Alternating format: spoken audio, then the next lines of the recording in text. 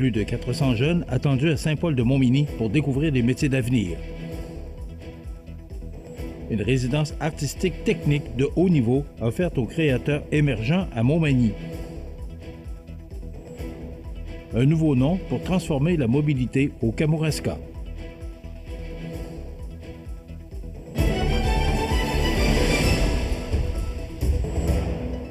Mercredi 3 décembre 2025.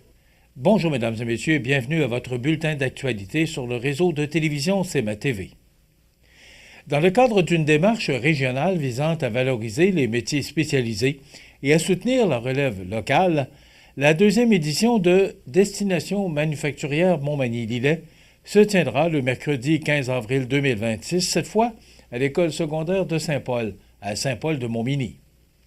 L'événement, qui avait connu un franc succès lors de sa première édition en 2025, réunira à nouveau des centaines de jeunes, des intervenants scolaires et plusieurs entreprises de la région.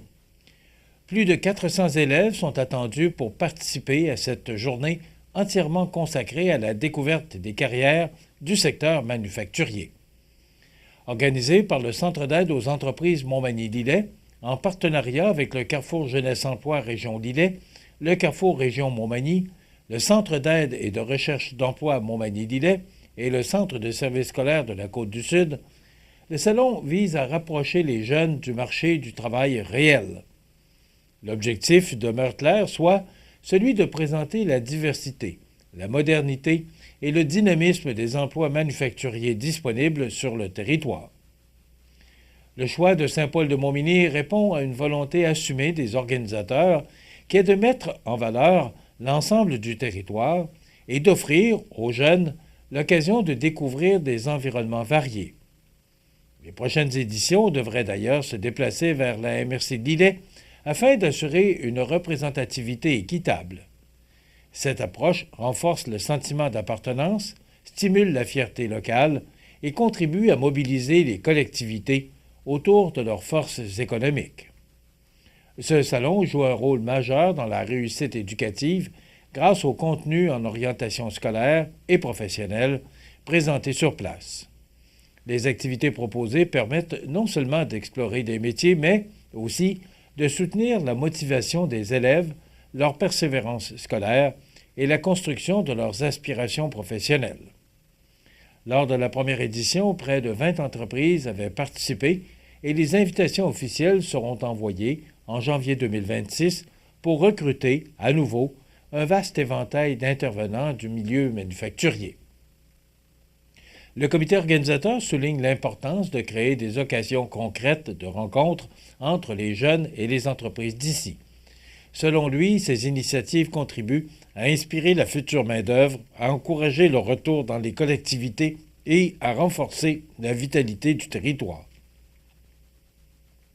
Le partenaire hors de l'événement, Desjardins, réitère également son engagement envers la jeunesse et rappelle que soutenir les aspirations des jeunes, c'est miser sur l'avenir de toute la communauté.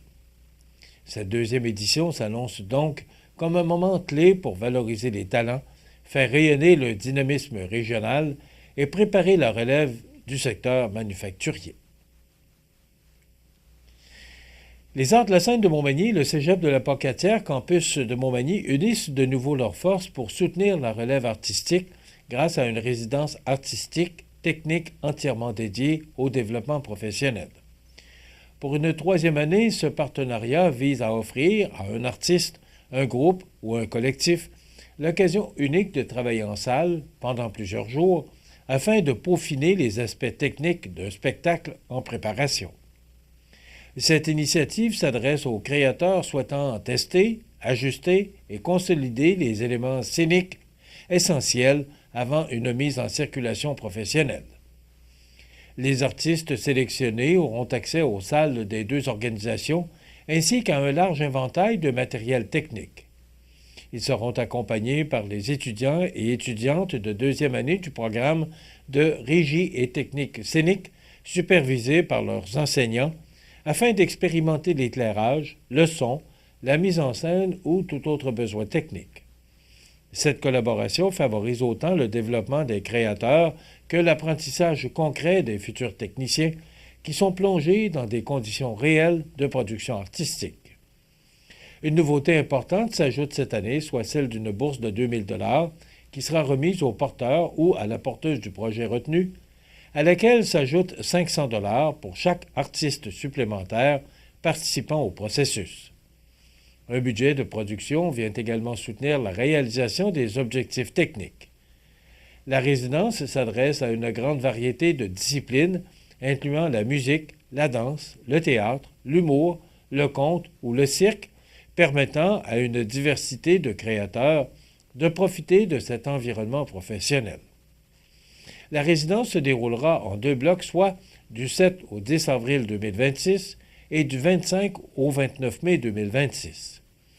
Les artistes intéressés devront déposer leur candidature avant le 5 janvier 2026 à 17 h.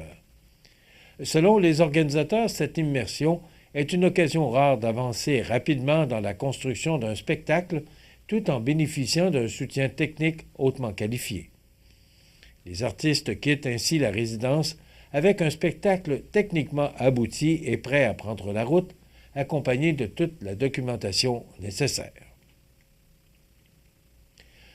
Un nouveau nom pour transformer la mobilité au Kamouraska. Tous les détails après la pause.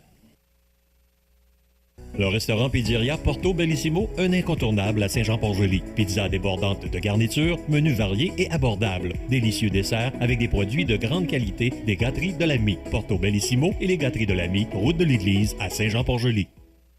Fenplast, c'est le plus important manufacturier de portes et fenêtres au Québec. Un produit recommandé par Protégez-vous au printemps 2024. Vous pensez portes et fenêtres? Passez voir notre équipe à la boutique Fenplast Montmagny au 228 chemin des Poiriers ou sur fenplast.com.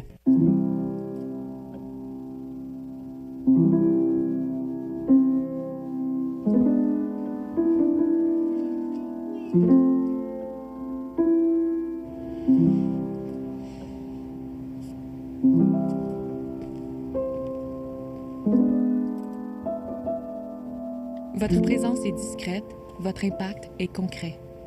Centraide aide 225 organismes. Vous regardez C'est ma TV, le réseau de l'information sur la Côte-du-Sud. Le transport collectif et adapté du Kamouraska entre dans une nouvelle ère. Après près de 40 ans d'existence sous le nom de Transapt, l'organisme adopte désormais une nouvelle identité, soit celle de Raoul, une marque repensée pour refléter la modernité, la proximité et l'accessibilité du service.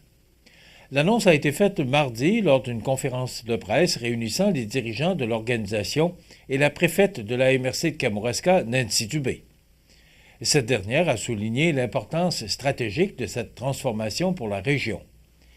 Malgré une structure de petite taille, a-t-elle rappelé, l'organisme demeure agile, profondément enraciné dans sa communauté et essentiel à la vie quotidienne de milliers de citoyens grâce aux déplacements qu'il assure chaque année en transport collectif et adapté.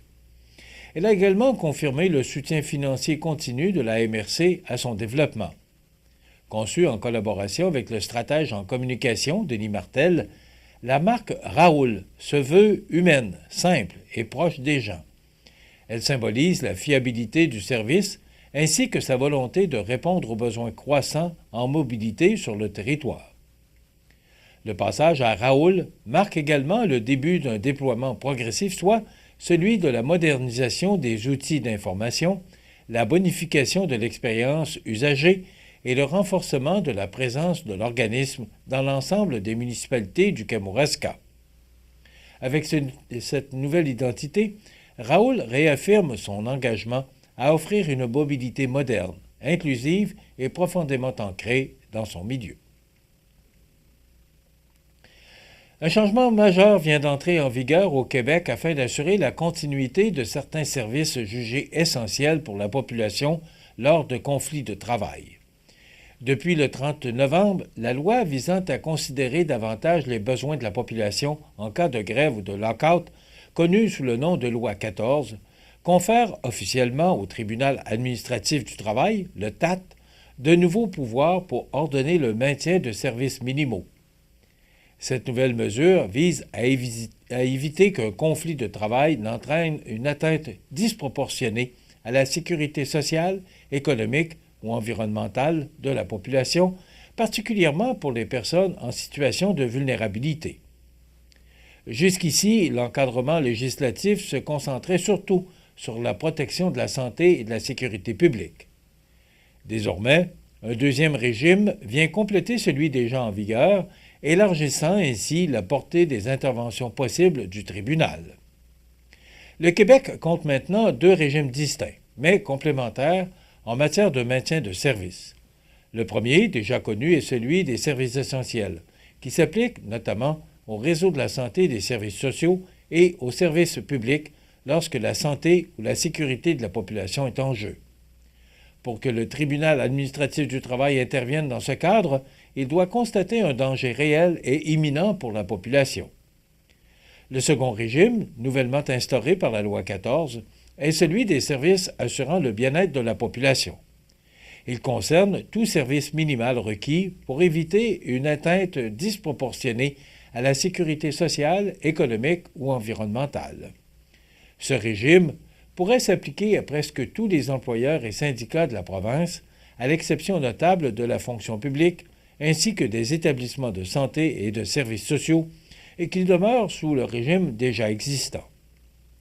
Les deux régimes pourront d'ailleurs être appliqués simultanément lorsqu'un conflit de travail présente des enjeux multiples ou complexes. Pour encadrer ce nouveau régime du bien-être de la population, un processus en 3 étapes a été établi. D'abord, le gouvernement adopte un décret désignant un employeur et une association accréditée. Ensuite, l'une ou l'autre des parties peut saisir le tribunal afin qu'il détermine si des services doivent être maintenus pendant les négociations en cours. Finalement, après cette décision d'assujettissement, les parties disposent de 7 jours ouvrables francs pour tenter de s'entendre sur les services à maintenir avec l'accompagnement possible d'un conciliateur. Si aucune entente n'est conclue ou si celle-ci est jugée insuffisante, le tribunal a désormais l'autorité de déterminer lui-même la nature des services à maintenir ainsi que les modalités de leur prestation. Toutes les affaires relevant de ces deux régimes seront traitées de manière prioritaire par le tribunal administratif du travail afin d'assurer la stabilité et la protection du public en période de tension syndicale.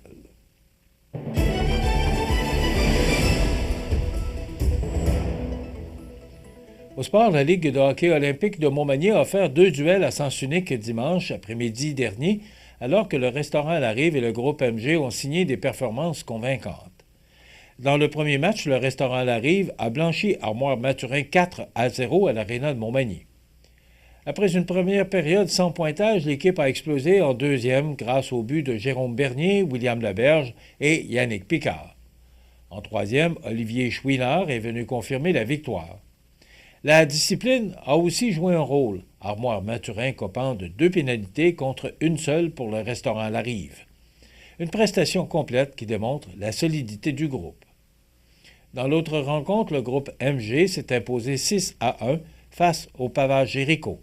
Tristan Caron et Félix Saint-Pierre ont mené la charge avec des buts rapides avant que Zachary Caron ne scelle l'issue du match en troisième. Du côté du Pavage Jéricho, seul François Morin-Bernier a réussi à s'inscrire au pointage. À noter que les honneurs individuels de la semaine reviennent à Tristan Caron, nommé joueur offensif Boucherie Saint-Mathieu, et William Laberge, joueur défensif Café Bistrot au coin du monde. Prochain match, samedi soir prochain, dans un programme double, Armoire-Mathurin affrontera le Pavage Jéricho à 20h et à 21h30, le restaurant La Rive recevra Hockey-Pneus. Voilà ce qui complète votre bulletin d'actualité de ce mercredi 3 décembre. Dans un moment, les prévisions de la météo. Et le menu de cette émission du 3 décembre, dans un moment, on reçoit, ou Marie-Ève Lamonde sera avec nous pour nous faire part de sa chronique culturelle. Après quoi, Éric Gourde viendra nous parler des informations qui concernent la MRC de Bellechasse. Audrey Saint-Pierre nous fera part de ses trouvailles chez Bouffard Sport. Et bien sûr, il y aura les grands titres de l'actualité et les avis de décès. C'est le menu de cette émission du 3 décembre. Je vous souhaite donc une excellente émission à notre antenne.